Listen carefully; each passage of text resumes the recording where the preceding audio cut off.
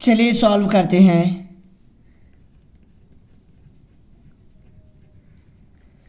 Late cube root 1 plus fourth root of x equal to t 1 plus x की power 1/4 equal to t cube dx upon x की power 3/4 equal to 12 t square dt।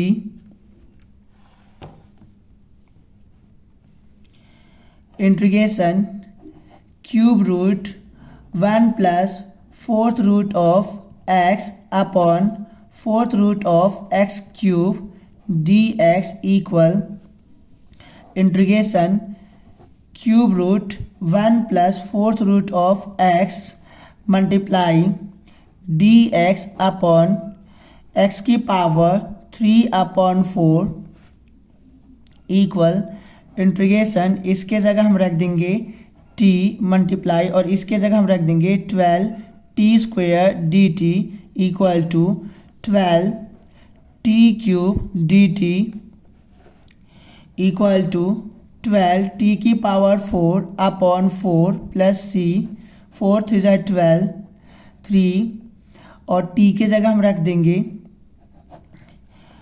Cube root 1 plus fourth root of x की whole power 4 plus c equal to 3 1 plus fourth root of x 3/4 plus c। तो ये आपका final answer आ रहा है। तो आशा करता हूँ कि आपको समझ में आया होगा और यदि नहीं समझ में आया होगा तो आप हमें बता सकते हैं। तब तक के लिए थैंक यू।